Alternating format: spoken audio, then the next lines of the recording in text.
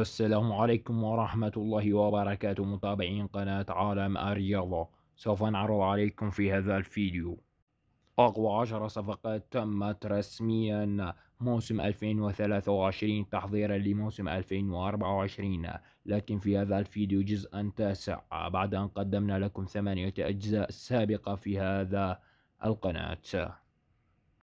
وأولى الصفقات على النادي أنتر ميلان ليطالب بالتعاقد مع لاعب المنتخب الكولومبي خوان غوادرادو قادما من نادي يوفنتوس الإيطالي بصفقة مجانية بعد انتهاء عقده مع السيد العجوز. وتمتد صفقة اللاعب الكولومبي مع أنتر ميلان لمدة موسم واحد فقط مع خيار التجديد لصاحب 35 عام. ثانيا على النادي الاتفاق السعودي الذي تابع إلى صندوق الاستثمارات السعودي بالتعاقد مع المهاجم الفرنسي اللاعب موسى ديمبلي قادما من نادي ليون الفرنسي.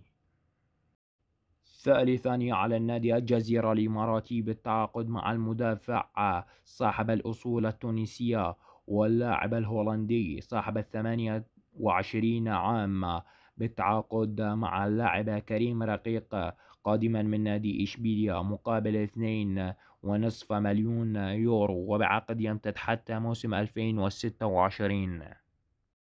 رابعا على النادي ليل الفرنسي بالتعاقد مع المدافع ولاعب المنتخب الفرنسي صامويل أومتيتي بصفقة مجانية بعد انتهاء عقده مع نادي برشلونة الإسباني. وتمتد صفقة اللاعب مع ناديه ليل الفرنسي لمدة موسمين مع خيار التجديد.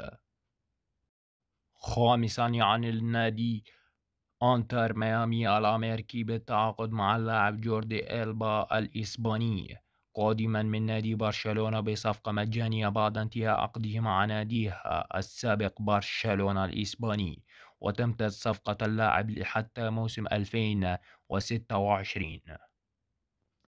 سادسا صفقة اللاعب الجابوني لاعب نادي تشيلسي الإنجليزي السابق ينتقل إلى نادي مارسيليا الفرنسي اللاعب أوباميانغ بصفقة مجانية بعد انتهاء عقده مع ناديها البلوز. وتمتد صفقة اللاعب مع ناديها الفرنسي حتى موسم 2026. سابعا يعلن نادي بروسيا دورتموند الألماني بالتعاقد مع اللاعب وخط الوسط النمساوي اللاعب سابتزير قادما من نادي بايرن ميونخ الألماني مقابل 19 مليون يورو شامل الإضافات. ثامنا على النادي النصر السعودي بالتعاقد مع اللاعب والظهير الأيسر البرازيلي أليكس تليسيس قادما من نادي مانشستر يونايتد الإنجليزي مقابل 4 مليون باوند.